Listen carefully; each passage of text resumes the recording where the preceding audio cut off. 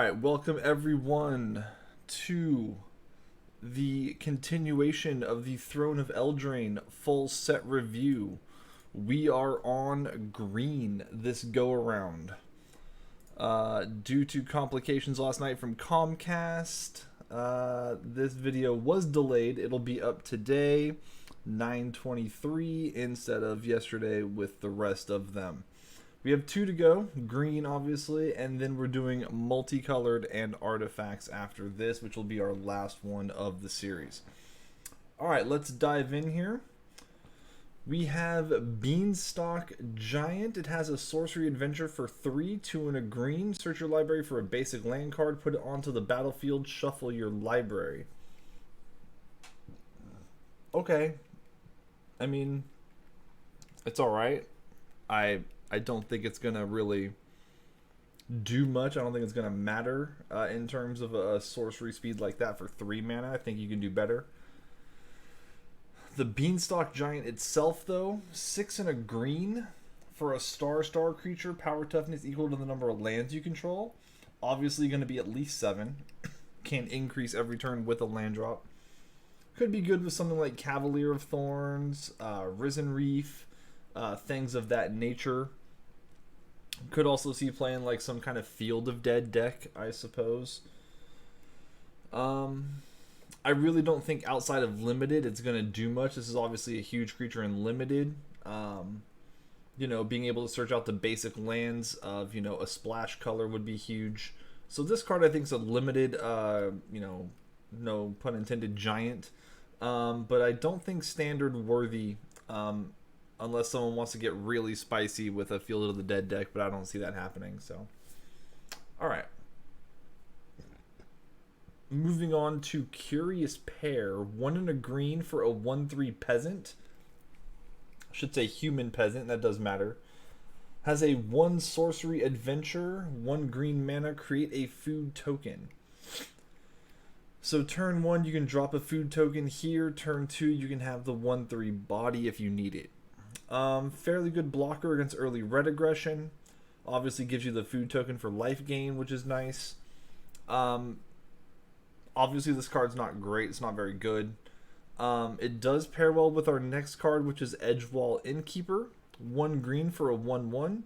Human Peasant. Whenever you cast a creature spell that has an adventure, draw a card.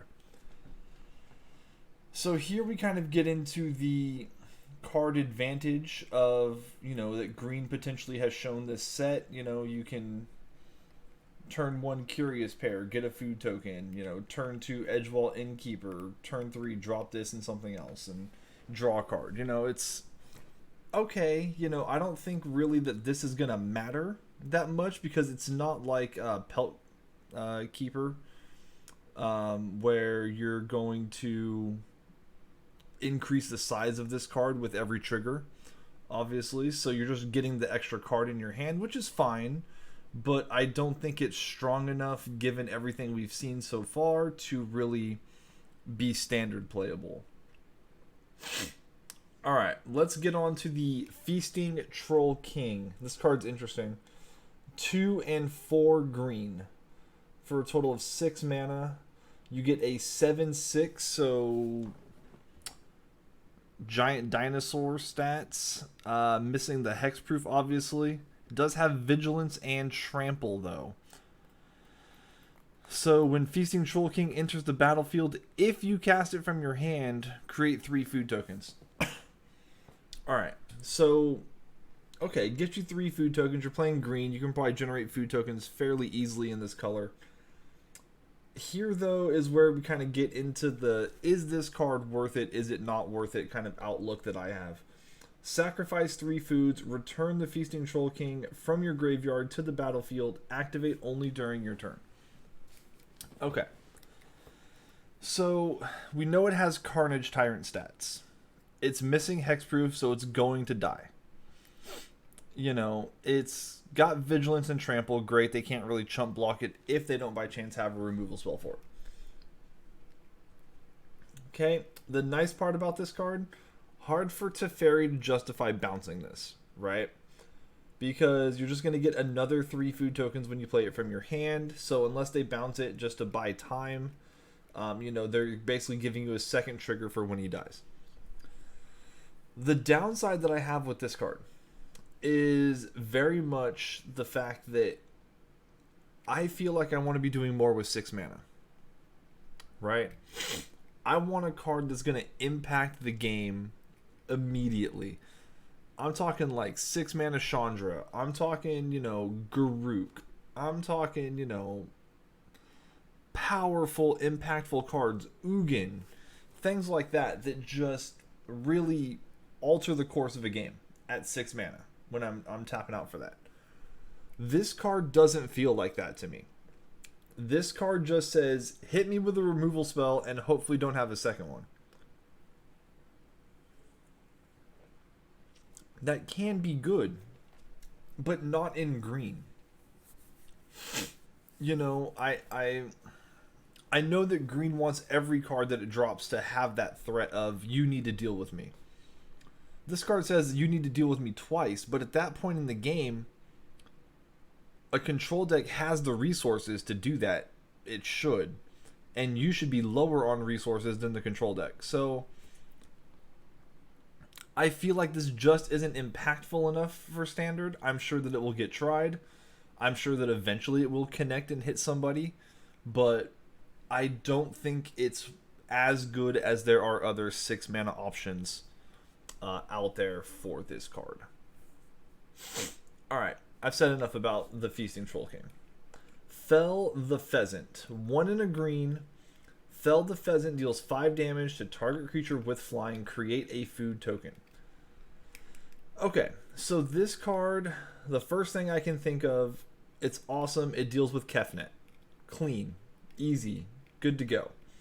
Alright. It deals with Crackling Drake. Okay.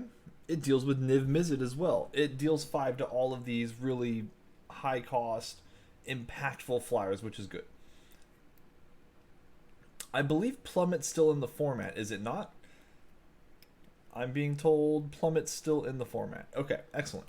So, if Plummet's still in the format, why am I putting a damage restriction of 5 on my card just to get a food token? No thank you. I don't think... I mean, limited, sure. I can see it in limited. In constructed, in sideboards, I don't think this card's going to matter. It could be in the board for the blue-white bird deck or whatever that is, the flyer deck, but I don't think with the other options available, this really does it for me. Alright, 4 mana, 4/4 Wolf, Fierce Witchstalker. Has trample. When it enters the battlefield, create a food token. Alright. I mean, it's a 4 mana, 4/4. Isn't Ambusher a 4/4 as well? And I swear there was another 4 cost wolf in this set too. Is that just... That's weird. Huh. I'm going to keep an eye out because I swear there was another wolf. Someone tell me I'm wrong.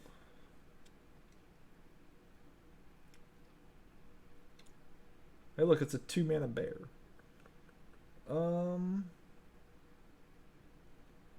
Oh, there it is. Wicked Wolf, 4 mana, 2 green, 2 colorless. What? That's 3 4 mana cost wolves. What's going on? Like, is that a thing that I wasn't told about? I want to kind of go back and look and see how many of the wolves in standard are 4 mana. I know we have the one cheaper one, right? So that it's not a thing. But, like, that's kind of crazy to have 3 of them in standard, all the same CMC. Obviously, one of them's extremely good. This one is not. So let's just move on. Alright. Flaxen Intruder. This card's really interesting. 1 green for a 1/2 human berserker creature. Whenever it deals combat damage to a player, you may sacrifice it. When you do, destroy target artifact or enchantment. Okay, let's be very clear about something. Your opponent is not going to be dumb enough to play their enchantment or artifact unprotected against your scrawny little 1/2 that can't be dealt with super easily. Okay, so that trigger is never going to happen. Let's be very clear right now. If your opponent plays something that they know this can deal with and they can't deal with this card, they're bad at Magic. Okay, there is absolutely no way this should ever resolve in a relevant fashion. Never. Okay, so looking at that, there is an adventure cost here for 7. 5 and 2 green, sorcery. Create 3 2/2 green bear tokens. Okay. For 7 mana, you want to give me 3 2/2s.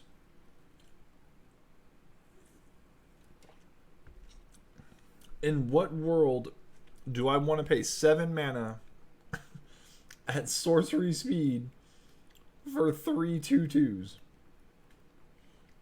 Let's move on, shall we? I mean, really, let's move on. Okay. Garen Brigg Carver, 3 and a green for a 3/2 human warrior. Obviously not well statted for a 4-cost card, but it does have an adventure. 1 and a green, instant, target creature gets +2/+2 till EOT. Cute little combat trick, followed up by,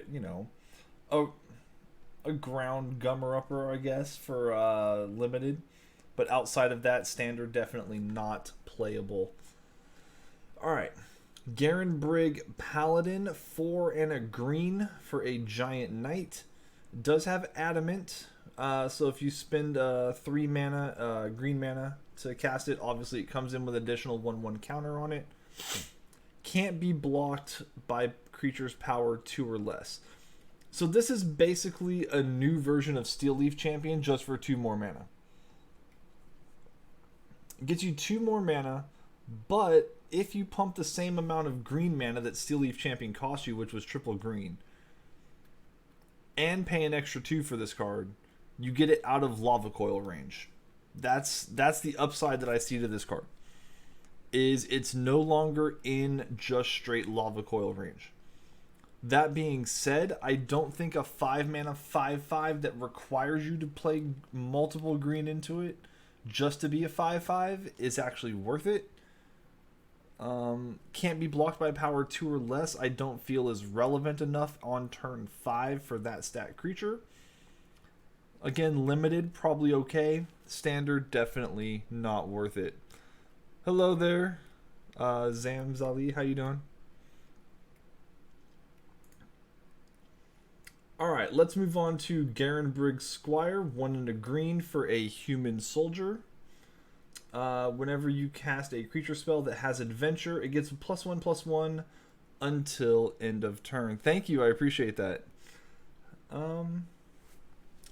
Again, a decent limited card. You can make it a 3/3 on a turn. It doesn't grow throughout the game, so it doesn't keep the 1/1 counter, obviously, being till end of turn. I don't think it's going to be enough outside of limited. I mean, 2 mana 2/2s are somewhat playable in standard depending on the text.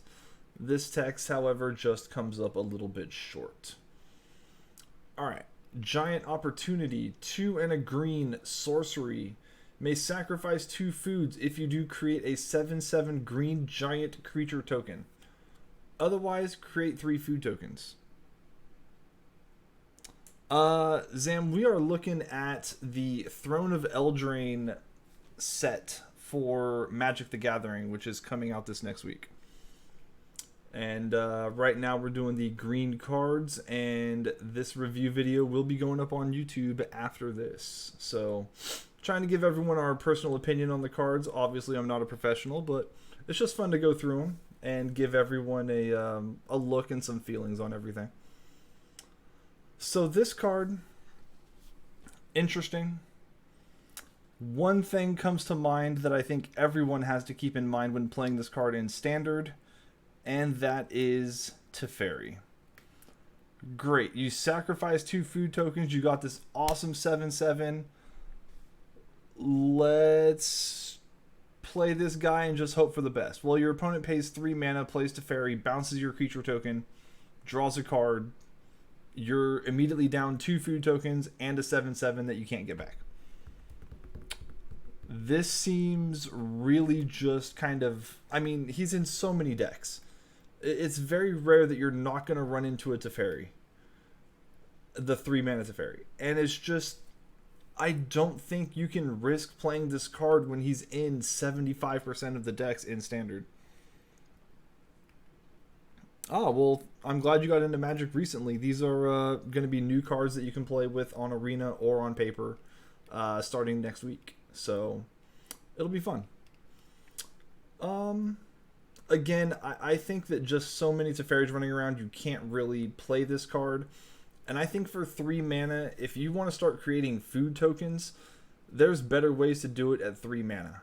Specifically, the Planeswalker Oko that we're going to get to in the next video, which I know everyone's looking forward to. Thief of Crowns here. Just a 3 mana Planeswalker plus 2 create a food token. And it's harder to deal with a Planeswalker than it is a sorcery or a 7/7 token. So, again, I don't think this has any play potential in Standard. I'm sure someone will try with a food deck, but it's not really relevant. Alright, here's one of my favorite cards of the set. This card's great, especially with Llanowar Elf rotating out of Standard. Gilded Goose. 1 green for a 0/2. Yes, it's in shock range. So was Llanowar Elf. Alright, it's a bird flying. When Gilded Goose enters the battlefield, create a food token. Out of the gate, got your food token, good to go. 1 and a green, tap. Create a food token. So again, built-in generation 4 food tokens. Why does that matter? Tap the bird, sack a food, add 1 mana of any color. Fantastic ability, and you can even do it on turn 2 because you get a food token when it comes into play. This card's going to be great for green. This card's absolutely bonkers. It gives you something to do with your additional mana that's relevant at the end of each turn if it's alive. It allows you to ramp, obviously, for a 3 or 4 cost card early in the game. This card's great. There's no real downside to this card except for the fact it's within shock range. Other than that,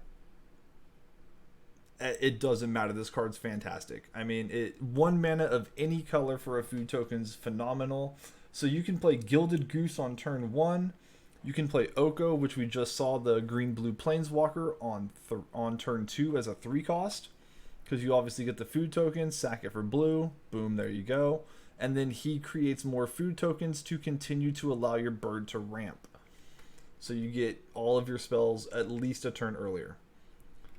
This even allows for Risen Reef on turn 2 very easily. So this thing's going to have a lot of potential in Standard. I think it's going to be great. I'm really looking forward to using and abusing this card. It's going to allow for some really fun stuff. Alright. Here is what I think is the best card in Standard. Or is going to be the best card in Standard. And that may be the unpopular opinion. We'll see. I know everyone's really high on Questing Beast. We'll get to that in a minute. I think this is even better than Questing Beast. This card is absolutely bonkers. The Great Hinge. It's a 9 cost card. Okay, way too high. Spell costs X less to cast, where X is the greatest power among creatures you control. So let's think about that for a second. Okay.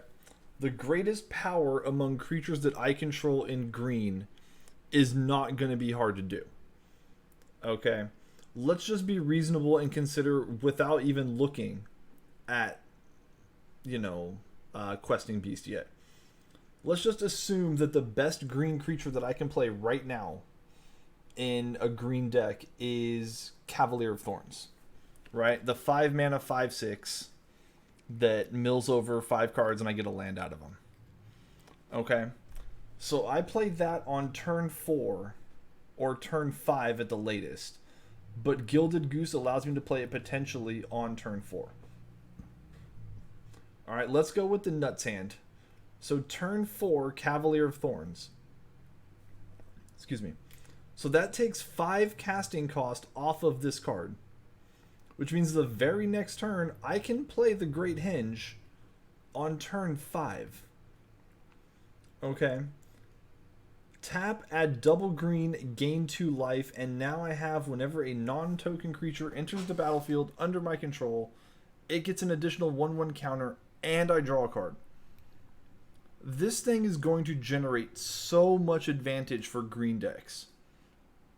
And not just mono green decks. It doesn't matter. You can generate double green mana, sure, but this clause here doesn't have to be a green creature. This can be any creature of any color. Just has to be non-token. This card is nuts. It's going to do a ton of work. We talked about it a little bit last night when I did the black video. That this also negates the 2 life cost of the black legendary artifact if you want to start recurring things that way. It's going to be nuts. And this is going to be so easy to cast for green. It's going to be absolutely... I mean, legendary, sure, so you may want to only play 2. I'm going to even consider playing 3. There's no reason not to have this card with the options that you have to be able to cast it so early. Absolutely insane. Going to be great for green. Best card in the set, in my opinion. Alright. Insatiable Appetite, 1 and a green. You may sacrifice a food. If you do, target creature gets +5/+5. Otherwise, that creature gets +3/+3 until end of turn. This card's for limited only. Not really any standard representation here at all. So we'll just leave it at that and move on. Keeper of Fables for 3 and 2 green. Whenever 1 or more non-human creatures you control deal combat damage to a player, draw a card. Great for limited. Again, green is getting a lot of card draw, a lot of battle damage draw a card. Kind of surprised to see that in green, but I mean, I'll take it. Green deserves some love. Again, very limited playable. I don't think this is going to see any kind of standard play. But, you know, it's possible, but I don't think so. We can rate it higher, personally, because it's a cat. And who doesn't love cats? Alright. Kinrith's Transformation. 1 and a green enchantment. When it enters the battlefield, draw a card, okay? Enchanted creature loses all abilities and is a green elk creature with base power and toughness 3/3. It loses all other card types and creature types. Interesting. I'm not sure why I would want to play this unless it was out of the sideboard against like a strict Kefnet deck or something.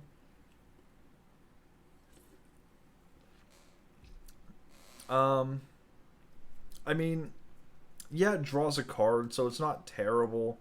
If it didn't draw the card, this thing would be trash. It has some potential in dealing with, obviously, threats that you are not equipped to deal with in the color you're playing. But, you know, I'm really skeptical on this card seeing any type of standard play. If anything, you might see 1 or 2 out of the board in, like, a mono green deck, maybe. But even then, I'm not sure on this card. This is the only saving grace it has, is draw a card. It's the only thing. Alright, Lovestruck Beast. 2 and a green for a 5/5 Beast Noble.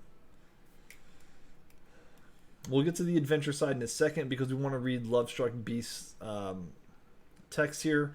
Can't attack unless you control a 1/1 creature. Okay. So let's look at the upside of this first.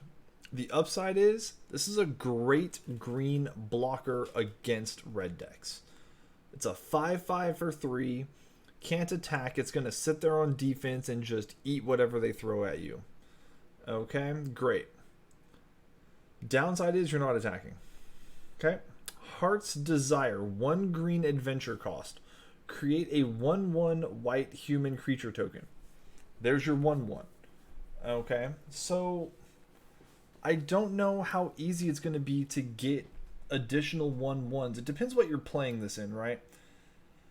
Mono green, probably not a lot of 1/1s. Your best 1/1 left in terms of Landaware Elf. A lot of green creatures end up with, you know, a counter here, or, end up getting higher than a 1/1 from an ability. It's really hard to just fit that bill of a 1/1 and keep it in play. The thing that I can think of is playing this in like a Gruul style deck where you're running Chandra, the 3 mana Chandra that creates the 1/1 elemental tokens. That I can see being a thing. Now, if you're trying to play this within the elemental package, I don't know how good that's going to be. Because, again, if you're doing that and running Chandra, you're typically playing the elemental that increases the attack value of all your elementals by 1, which wouldn't allow this to attack as well. So, it's really kind of rough. I know 3 has a lot of good stuff in Gruul colors already. I don't know if a 5/5 with a requirement to be able to swing is going to be better than some things you're already doing. I'm really not sold on this card, but we'll see who does what with it. It just probably won't be me. Alright, Marleaf Rider. Love the fox, it looks amazing. Love the artwork, it's fantastic. 1 and a green elf knight. It's a 3/1. Sack a food. Target creature blocks Marleaf Rider this turn if able. So you're just going to force them to block there, kill their dude probably. I don't like this card. Limited maybe if you need to swing your big bomb through. You can play this and maybe get a free swing in and win the game, but in standard, definitely not. Alright. Okame Adversary. 3 and a green. Elf Warrior, okay. This spell costs 2 less to cast if your opponent controls a green permanent. So in the mirror match, in terms of color, and it's never really a mirror match, right? I mean, they could be playing multiple colors with green. It costs 2. Alright, 2 mana, 2/3, not bad with Death Touch. Okay, now we're talking. Whenever it deals combat damage to a player, draw a card.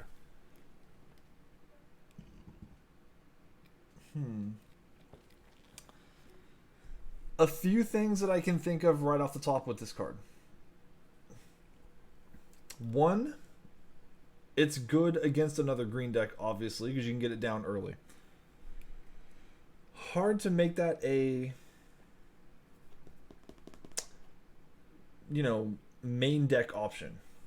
And the board's going to be kind of packed with stuff that you can do. Excuse me. Second thing I can see here, and the only reason I'm thinking about it is because I can see it on my screen. Right? Is this guy right here. Okay? This guy right here. Questing Beast is a 4 mana, 4/4, Vigilance, Death Touch, Haste. Has an insane ability. Okay? Here's the line that really concerns me with this card. I'm like, yes, I get a Death Touch blocker. That Questing Beast is toast. We're good. He can't swing with it. Oh, wait. Can't be blocked with power 2 or less. Last time I checked and did a little math, 2 is equal to 2 or less. Someone in chat can verify that for me. Might take a few minutes, but they'll do it. But I'm pretty sure that 2 is equal to 2 or less. Alright. And the other part about this card, the third line here, great effect, but the fact that it's a 2/3 does not inspire me to swing. It's not putting anyone on a real clock. It's not doing anything I consider crazy in terms of damage. I just don't think it's good enough. Even out of the board, I don't think it's good enough. I just don't. Alright. Once and Future. 3 and a green instant. Return target card from your graveyard to your hand. Put up to one other target card from your graveyard on top of your library. Exile once in future. Okay, it does have an adamant here. If at least 3 green mana was spent to cast a spell, instead return those cards to your hand and exile instead of going on top of your library. That's not bad. Okay. Now, I can think of Find Finality in comparison to this card. Right?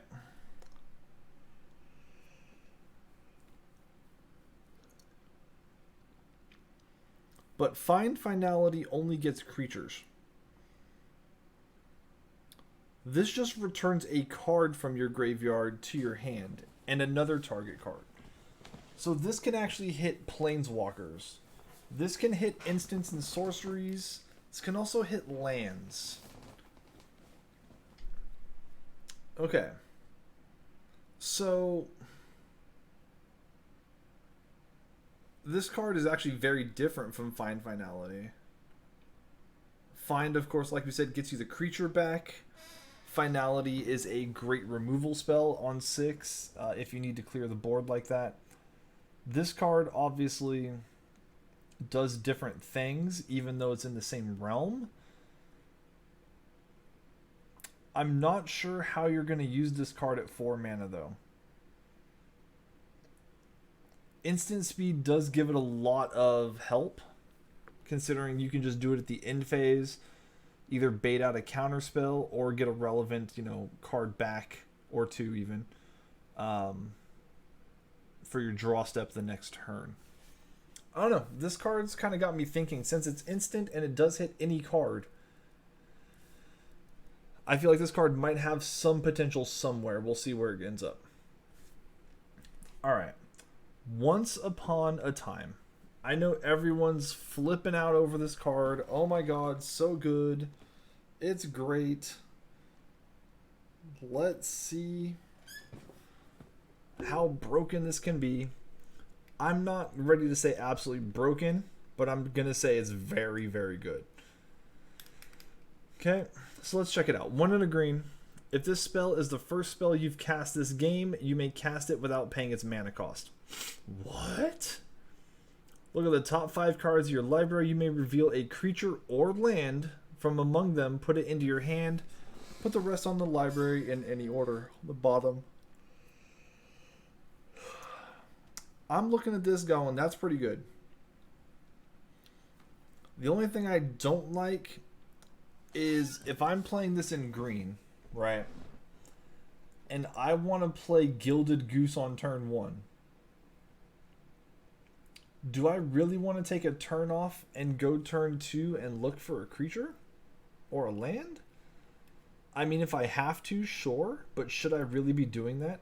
If this is the first card you cast in your game, great. You didn't end up with Gilded Goose, you got Once Upon a Time. Great. Good shit. Right? Like, you can even find Gilded Goose and still pay it since you get that for free.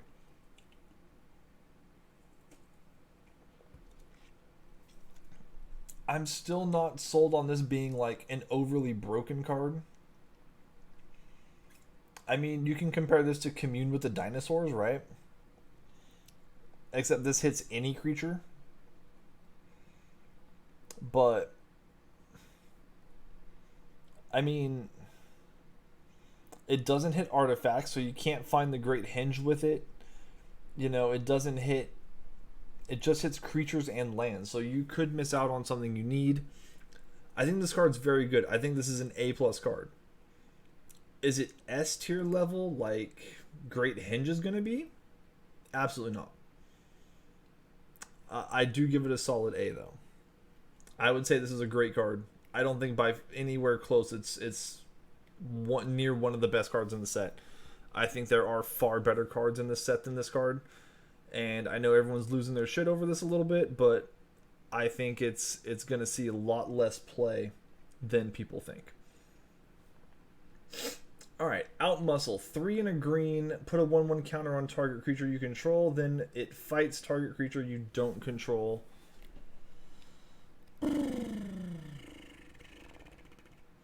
Oh, hey, if you pump a bunch of green mana into it, your dude becomes indestructible for the turn. It's a sorcery fight card. Let's move on. Not really worth it. Alright, here's the one that everyone's absolutely lost their shit over. Not just a lot of people, like, you know, the Once Upon a Time card, but literally everyone's pretty much lost their shit over Questing Beast. Let's find out why, shall we? Questing Beast, I'm just gonna, I'm gonna make you profile, my man. Alright, there you go. Questing Beast, 2 and 2 green for a legendary creature beast. It's a 4/4 for 4, vigilance, death touch, and haste. Absolutely bonkers. Questing Beast can't be blocked by creatures with power 2 or less, so no chump block for you. Thank you very much. See you next time.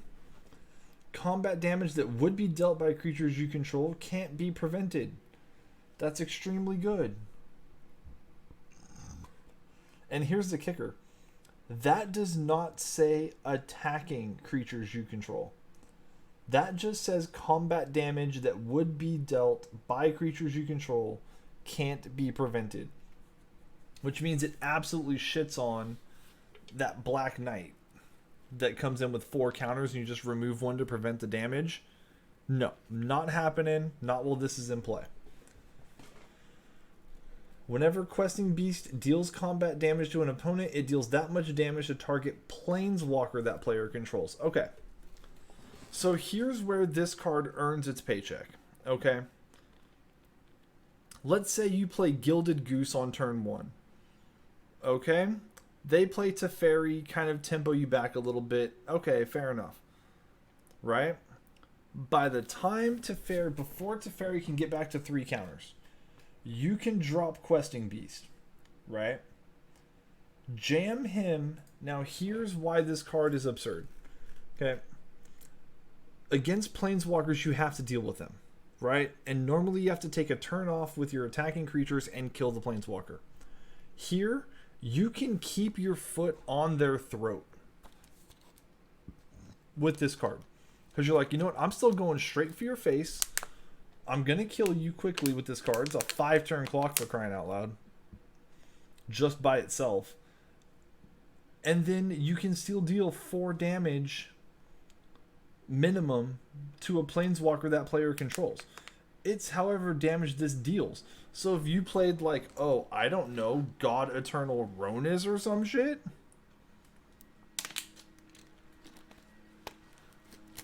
as a follow-up, if you play Vivian Arkbow, the Arkbow Ranger,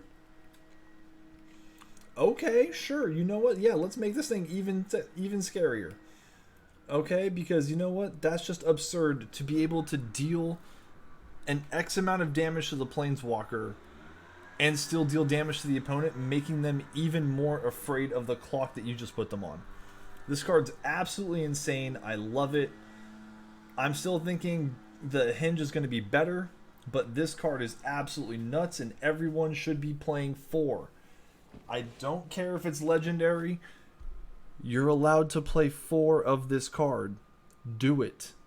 If you're playing green, you are playing 4 of this card. And if you're not, you're doing something wrong.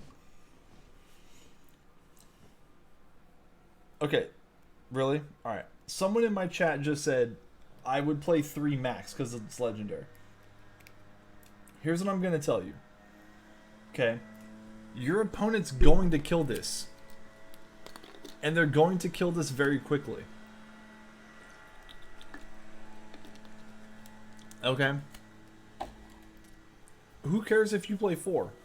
That demands 4 removal spells from your opponent.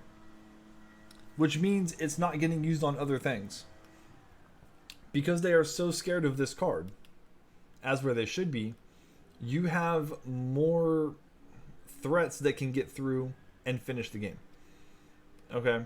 This card, there is no reason should be less than a 4 of in a deck. That's just the way it is. Alright. Return of the Wild Speaker. 4 and a green, instant, choose 1. Draw cards equal to the greatest power among non-human creatures you control, or non-human creatures you control get +3/+3. Cute. I don't think it's worth it outside of limited, but it is what it is. Alright. Return to nature. 2 mana, choose one. Destroy target artifacts. Destroy target enchantment. Exile target card from a graveyard at instant speed.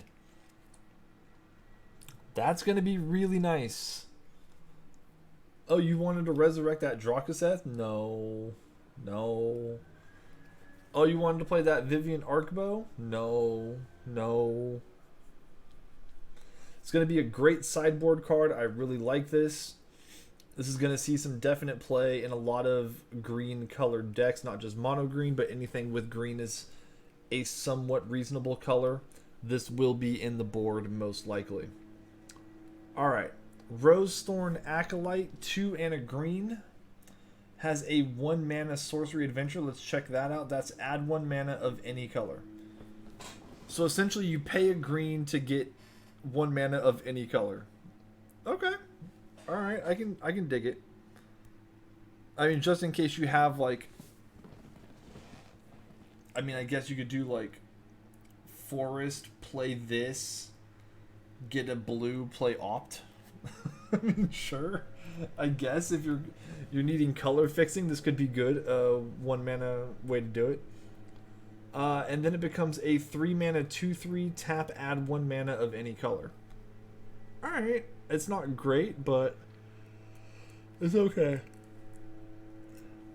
It's not fantastic, but it's somewhat reasonable. I don't think it's going to see standard play as a 3-drop.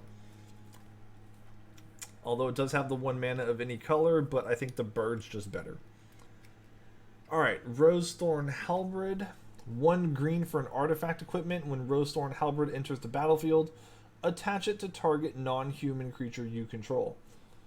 Equipped creature gets +2/+1, and it has a 5 equip? Holy crap, why? Why does that thing have a 5 equip cost? That is absolutely nutty. I can't imagine any reason there's a 5 cost equip there. Okay, that's not worth it. Let's move on. Absolutely stupid. Alright.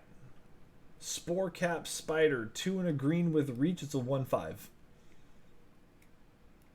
Welcome to the limited rating. Although it's probably pretty good against mono red, but at 3 you're probably already facing down way too much damage. And it can't kill Chandra's Spitfire, so pointless. Alright. Here's our green legendary uncommon knight, except this one's 2 green, not 5 like the others. When Sirfarin, the Hinge Hammer, attacks, another target attacking creature gets +X/+X, where X is her power. So you're going to want to find ways to pump this, whether that's through instants or night buffs, whatever the case may be. Is this playable in Standard? I don't think so. I haven't seen a lot in terms of green that you'd want to play for knights anyway. I just don't think it's worth it. I mean, if you don't have a pump spell, you're giving her +2/+2. Giving someone +2/+2, not just her. I don't think she's worth it. Alright. Tall as a Beanstalk. 3 and a green. Enchantment. Enchant creature gets +3/+3. Has reach. And is a giant in addition to its other types. Now, here's something. You can go turn 2 Farron into Tall as a Beanstalk. Okay, now you have a 5/5 knight. Not bad. Not bad. So if I'm looking at this, I could go Gilded Goose on 1, Farron on 2, Tall as a Beanstalk on 3, swing. I mean, you can send in the Golden Goose at that point and swing for 10 on turn 3. Oh, no, you can't, because you'd use the Golden Goose to cast Beanstalk. I'm sorry, I'm bad. Still, that's not terrible. I can see it happening in Limited a lot. Alright, Trail of Crumbs, 1 and a green enchantment. When Trail of Crumbs enters the battlefield, create a food token. Okay. Whenever you sack a food, you may pay 1. If you do, look at the top 2 cards of your library. You may reveal a permanent card from among them, put it into your hand. Put the rest on the bottom in any order. This card's interesting.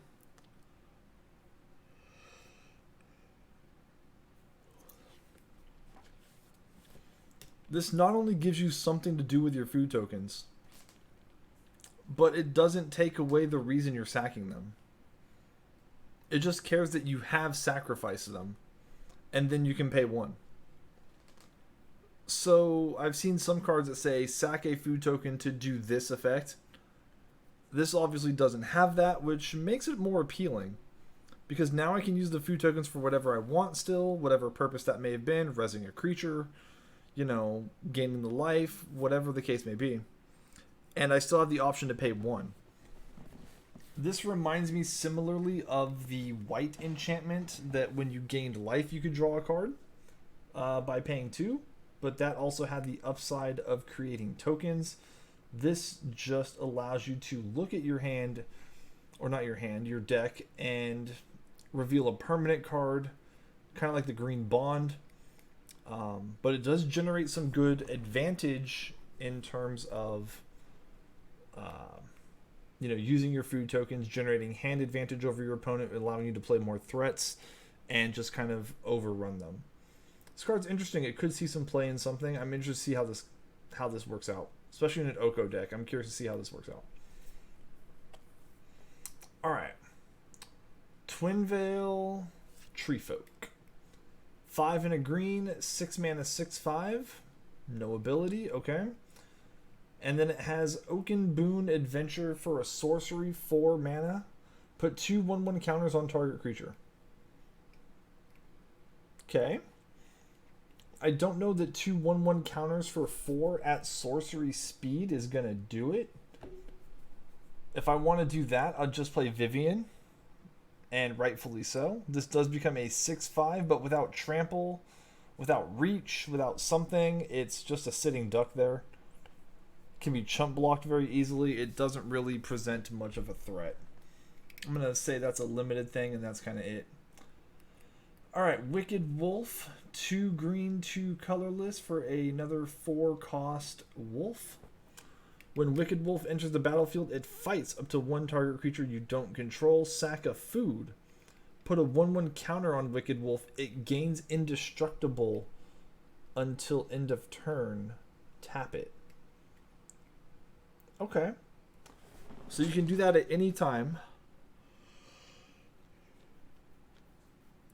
Basically, you want to go declare blocks, sack the food, give it +1/+1, indestructible. Doesn't matter if he's tapped. Kind of a cute little card there. I don't know that it's worth anything else. I don't know that we have enough for a wolf tribal deck yet. It'd be nice if we did, but if we did, it'd be exciting to play this card. I don't think it's going to work outside of that, especially with ambush.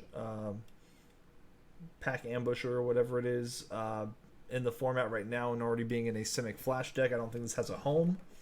And I think there are just better cards to play at this cost and for an effect. Alright, Wildborn Preserver, 1 and a green, again, great artwork, love the fox, for a 2/2 Elf Archer. Okay, has flash, reach, and whenever another non-human creature enters the battlefield under your control, you may pay X. When you do, put X 1/1 counters on Wildborn Preserver. This card is bonkers. This card's really strong. This takes anything you draw in like a late game standoff situation. Let's say you draw a Risen Reef.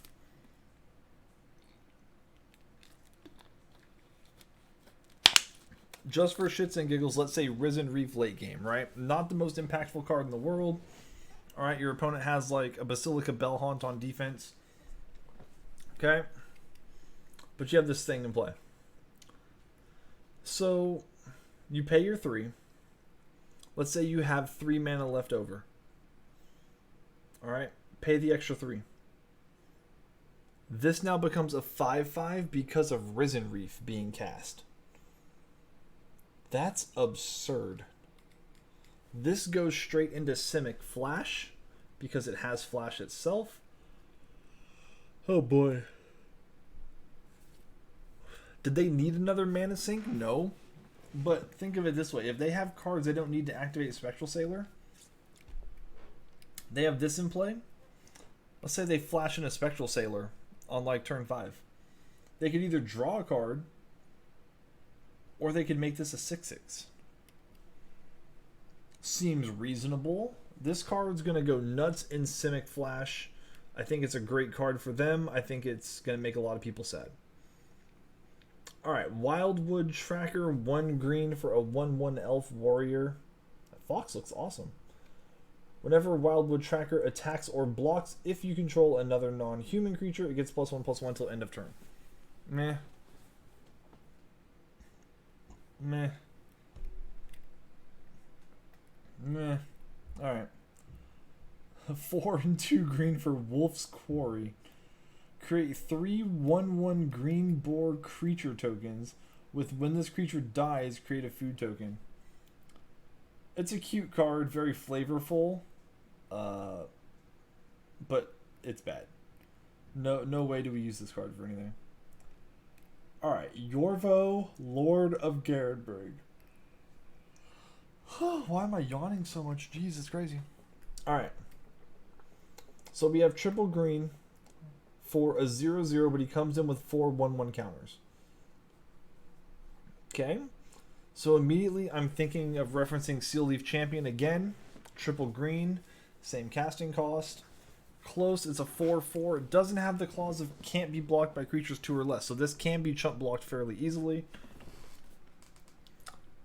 Whenever another green creature enters the battlefield under your control, put a 1/1 counter on Yorvo. Then, if that creature's power is greater than Yorvo's power, put another 1/1 counter on it. So he can get 2 1/1 counters by you playing something bigger than a, what, 5/5? Okay. So let's just hypothesize here. Okay, you go turn 3 Voro. Turn 3 Voro. Turn 4 Nullhide Ferox. Which is a 6/6, right? 6/6 for 4. Okay. Boom. He becomes a 6/6. Swing for 6 on turn 4. Not bad. And then you have 2 6/6s in play. And that's how that's going to go. I like it in mono green. I don't know if you can play it outside of mono green, but it is a fairly good card. Alright, let's move on to the fun stuff. Next, it's going to be multicolored and artifacts. We are going to do that as the last separate video, though. So I want to thank everyone for tuning in for the green section. We're going to go ahead and put this video up on the YouTube, and we'll see everyone with the next video. Thank you very much for watching.